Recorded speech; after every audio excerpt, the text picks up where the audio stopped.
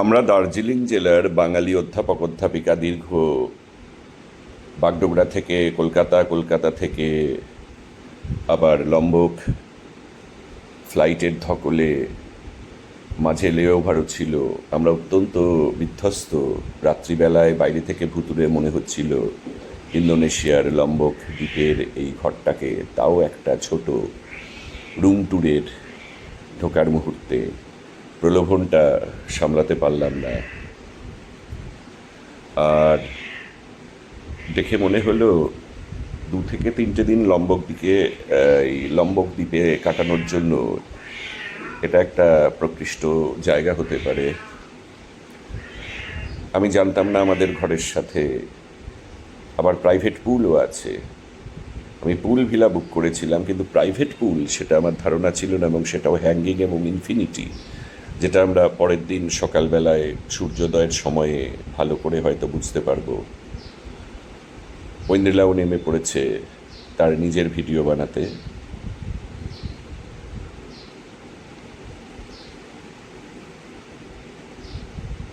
একটু স্নান কক্ষ এবং প্রক্ষালন কক্ষ, অর্থাৎ শাওয়ার রুম অ্যান্ড ওয়াশরুমের ছোট্ট ট্যুরও করে ফেলি before we become hour selves fresh. এটা ওপেন এয়ার আছে শেষের দিকটা। এই শাওয়ারটা ওপেন এয়ার, অনেকটা বালিনি স্টাইলে, বালিতে যেরকম দেখেছিলাম। সকালবেলায় যখন ঘুম ভাঙলো, সকাল ঠিক নয়, ভোর, ওয়েন্দ্রিলা ঘুমাচ্ছে, আমি বেরিয়ে এলাম বেডরুমের দরজা ঠেলে, আর চোখের সামনে এই দৃশ্য। এবার বলে রাখি যে আমরা যেহেতু দার্জিলিং জেলার বাঙালি, আমাদের কাছে দুজনের কাছেই ন্যাচারালি চাইনিজ মোবাইল খুবই সস্তা দামের। আমাদের কাছে ভালো গ্যাজেটস নেই, আর আমরা ভ্লগারও নই সেই অর্থে। আমরা অধ্যাপক অধ্যাপিকা, কিন্তু বেড়াতে ভালোবাসি, আর বেড়ানোর অভিজ্ঞতা আপনাদের সাথে শেয়ার করতে ভালোবাসি। তো সেই সূত্রে চোখে যা দেখেছি আমার ক্যামেরা কিন্তু তা তুলতে পারেনি।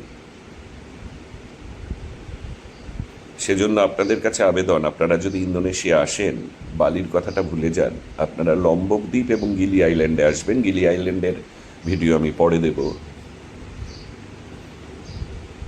সেই অনেকটা সুদীপ বন্দ্যোপাধ্যায়ের গান মনে পড়ে গেল, একবার এসে তুমি দেখে যাবে নাকি।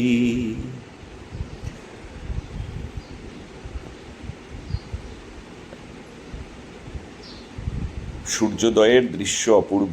পাশে ওই পাহাড়ি রাস্তা ক্লিফের ওপর দিয়ে চলে গেছে, কিন্তু আমরা যেহেতু পাহাড়ে থাকি, আমাদের খুব একটা আকর্ষণ হয়নি ওইদিকে যাওয়ার, কারণ এটা আমাদের বাড়ির খুব কাছাকাছি আমরা পাই। কিন্তু আপনারা যারা পাহাড় থেকে দূরে এবং পাহাড় ভালোবাসেন, তারা কিন্তু পাহাড় এবং সমুদ্র দুটো নৈসর্গিক শোভাই পেতে পারেন। আলো বাড়ার সাথে সাথে ইনফিনিটি পুলের তাৎপর্যটা বুঝতে পারলাম।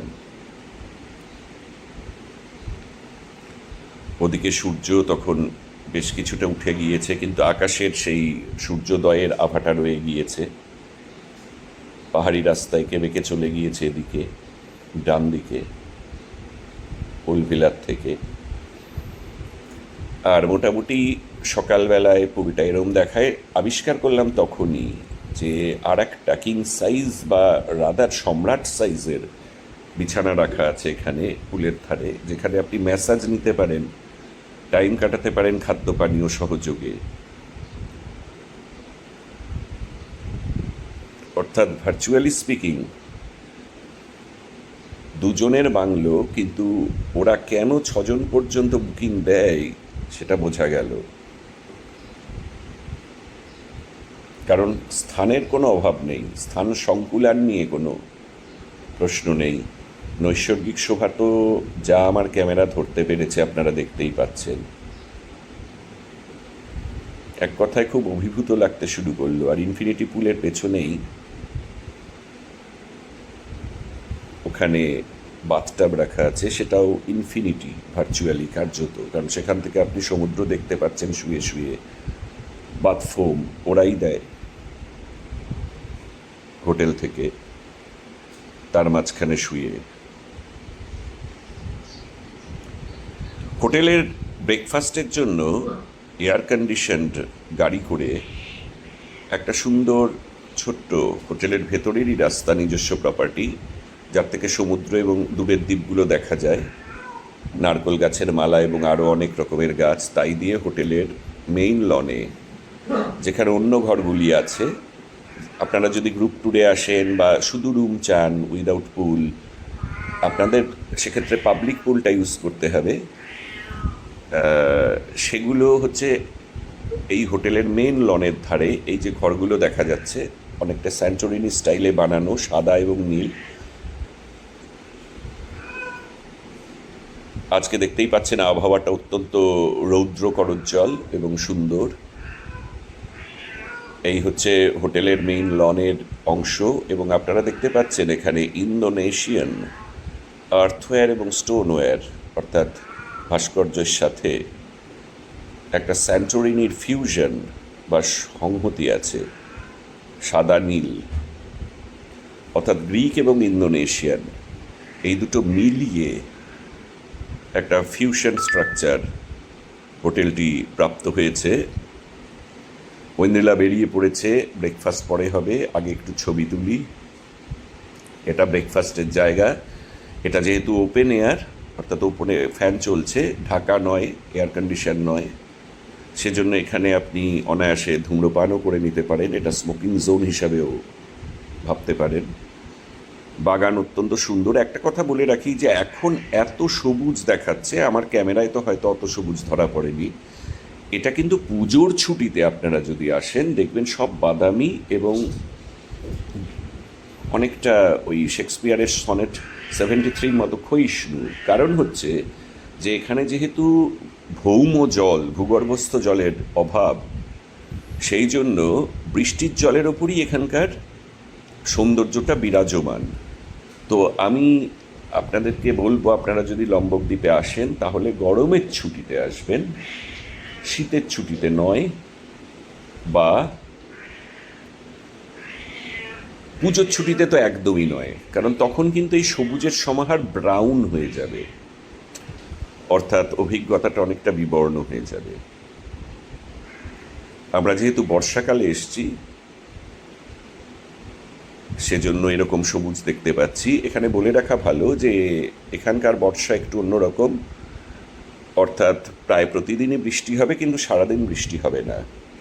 আমরা যে কদিন ছিলাম বৃষ্টি হয়নি অবশ্য।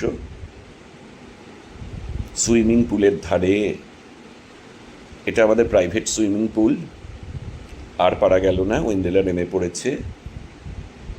এখন একটু সো কল্ড মারবেইট টাইম।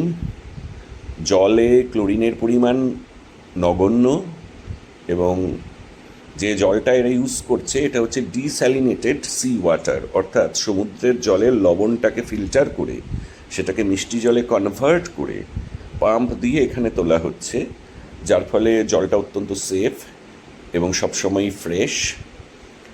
আর পুলের যা গভীরতা, তাতে যারা সাঁতার কাটেন না তারাও অনায়াসে এর আনন্দ উপভোগ করতে পারবেন। পুল থেকে মোটামুটিভাবে স্থানীয় সময় 10টা নাগাদ এইরকম দৃশ্য, সকাল 10টা। একটু মেঘলা হয়ে এসছে, যার ফলে সমুদ্রের রঙটাও একটু কম নীল দেখাচ্ছে। নিচে ওই যে হোটেলের মূল ঘরগুলো দেখা যাচ্ছে, যেখানে রুম সিস্টেম, সেগুলোও বেশ লাক্সুরিয়াস। ভিলাগুলো সব পাহাড়ের উপরে। আর বেলা বাড়ার সাথে সাথে এখান দিয়ে আপনি অনেকগুলো জাহাজ, ফিশিং ট্রলি এবং দূরের বেশ কিছু দ্বীপ দেখতে পাবেন। ইচ্ছে করলে ডান দিকের পাহাড়ি রাস্তা ধরে, আমি আগেই বলেছি, ঘুরেও আসতে পারেন, কিন্তু আমরা যেহেতু পাহাড়ি জেলারই বাসিন্দা, আমাদের আলাদা করে সেটার খুব একটা আকর্ষণ হয়নি। বরং এই অপূর্ব সানড্যান্সার রিসর্ট লম্বকের প্রাইভেট পুলেই কাটানোর বাসনাটা বেশি হলো।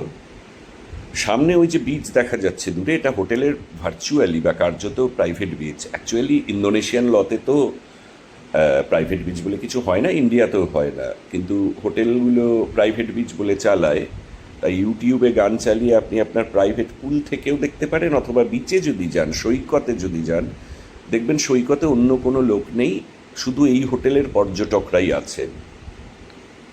আমরা যে 3 দিন ছিলাম কোনো ভারতীয় বা বাঙালি আমরা দেখতে পাইনি এই হোটেলে, এবং লম্বকেও খুবই নগণ্য ভারতীয় দেখতে পেয়েছি, তারাও মূলত উত্তর ভারতীয়। তো আমরা পুল পরিভ্রমণে যাচ্ছি, পরবর্তী এপিসোডে হোটেলটা আরও ভালো করে দেখাবো। আপনাদের কাছে আবেদন রইল যে এই অধ্যাপক অধ্যাপিকাদের